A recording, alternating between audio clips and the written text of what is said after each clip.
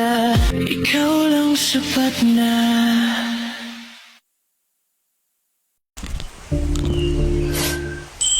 Ang damit na ito. Oh, nandito ka na sa wakas. Ang tsenyuan namin ay hindi masyadong nagsasalita. Medyo tahimik siyang tao. Sana ay maging matiyaga ka sa kanya.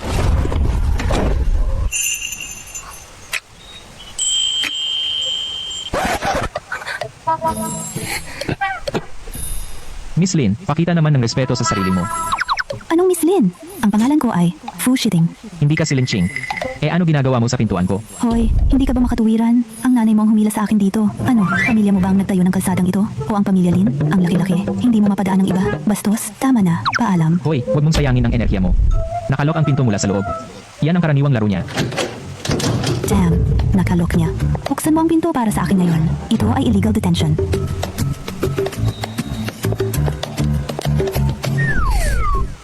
Matalas ang dila ng babaeng ito. At may tapang. Baka magamit siya.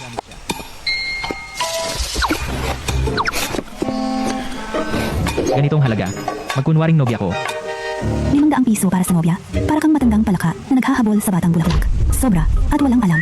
Mukha ba akong palaka sa iyo?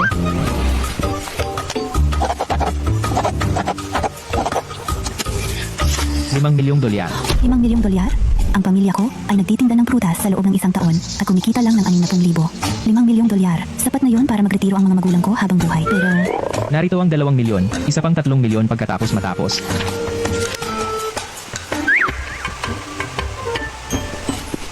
sipo.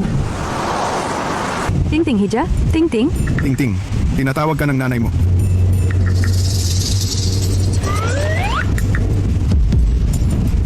Nako, naiwan natin si Ting-ting.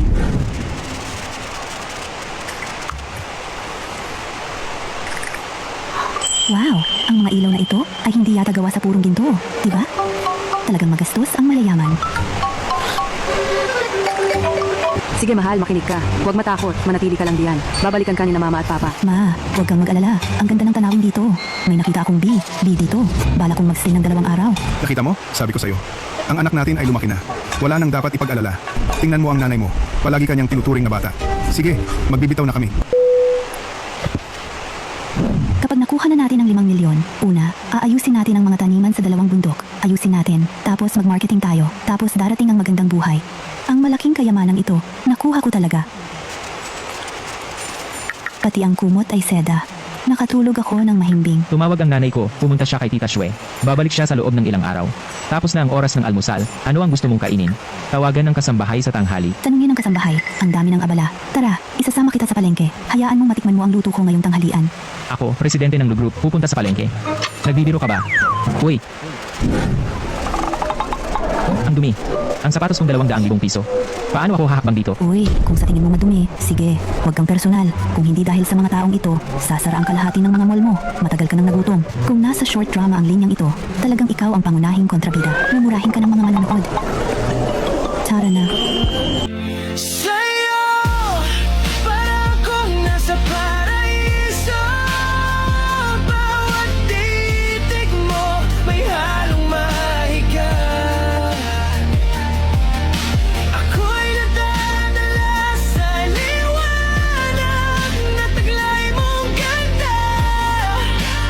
Para sa akin, ikaw lang sapat na. Ikaw lang sapat na.